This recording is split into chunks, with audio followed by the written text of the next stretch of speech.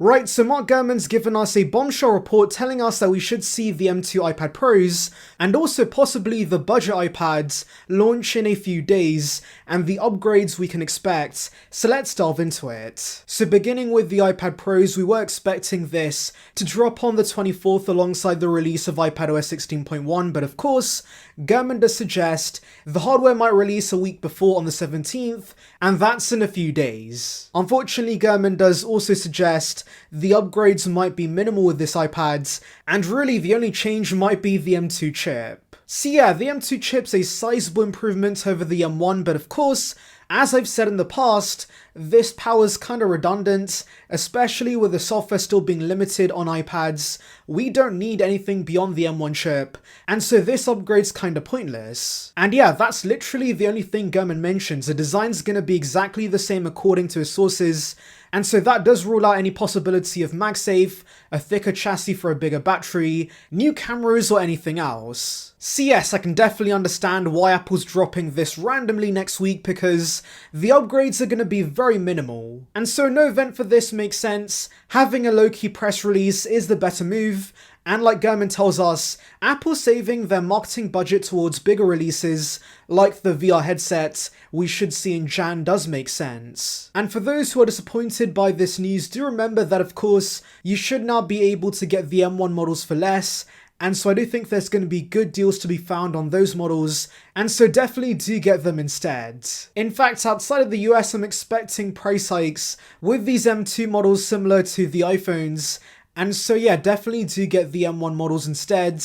They basically give you the same experience for much less. However, there is some exciting news for those who are fans of home hubs. Apple does have plans to make a dock for the iPad next year that basically turns it into the home hub Google and Amazon sells.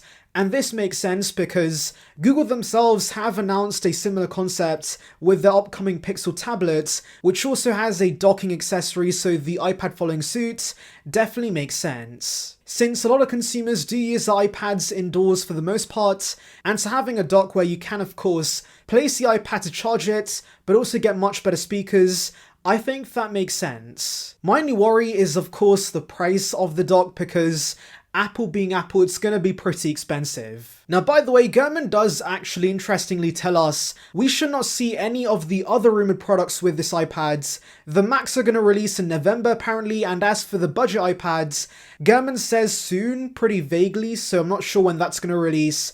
Hopefully with this iPad, because considering this is a boring refresh, we do need the more exciting budget iPad refresh alongside this. Also, Apple does have an earnings call on the 27th, and Apple has often released products just before earning reports, and so yeah, new iPads next week makes sense. And by the way, I do want to clarify one thing, and that is, I'm predicting the announcement's going to be on the 17th, but of course it can be anytime next week because Apple does not have a set schedule with their press releases. They do them whenever they like, and so of course, a matter of days could be Friday, Thursday, Wednesday, Tuesday, or of course, Monday like I suggested. Personally, I think Monday makes sense because we've heard iPadOS 16 is going to release on the 24th, so a week prior to that makes the most sense. But also Gurman did drop this newsletter a little earlier, so that does suggest the press release will be on a Monday. Anyways, let's delve into your questions. So one CTF says,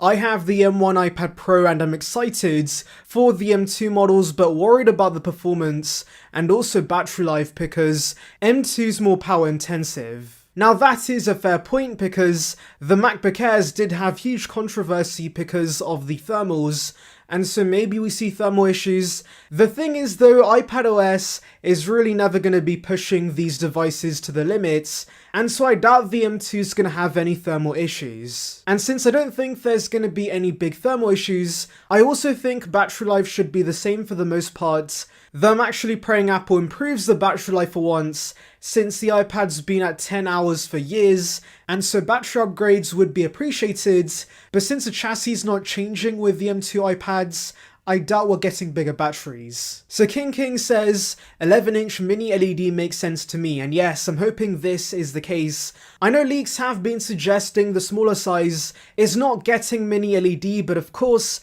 as I've said in the past, I do think the 11-inch M1 iPad Pro and Air are way too similar, so of course, To differentiate these products, giving the Pro Mini LED would make sense. And considering the iPhone Pros and the MacBook Pros have the same specs across the sizes, I do think that should apply to the iPads, since some do prefer the smaller size but want all the Pro features. Then again, I guess because the iPad experience is very similar across all iPads, Apple wants to upsell you to the highest end models, so yes, from a business perspective, I can see why Tim's doing this. I just still hope we see mini LED on the 11-inch size. So Tashi says, do you think there's going to be a price change with the 11-inch size? And this again depends on, of course, if we get mini LED or not. If we do get it, then yes, there's going to be a price increase.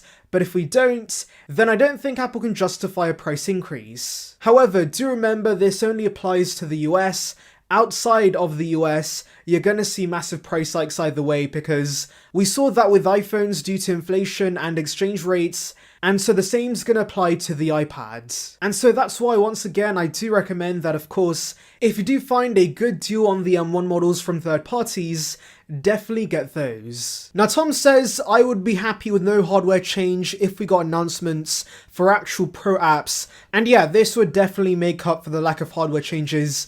In fact, I would say the iPad hardware-wise is kind of perfect. We really just need software upgrades on the iPads, and so giving us Pro apps and of course more macOS-like features would be the right move. And yeah, I'm still praying that's going to be the case, but I guess Apple's worried about the iPads cannibalizing the Mac if it gets too many software features. So Midnight Blue says, bruh, I'm just going to buy the 9th gen iPads, not going to pay $399 for this, and no, I don't like USB-C, I prefer Lightning because according to them, Lightning is more durable than USB-C, which I'm not sure is the case, but anyways, before you go out and buy the 9th gen iPads, definitely wait and see what Apple offers with this budget iPad, because obviously leaks can be false, and so Apple could surprise us with this budget iPad.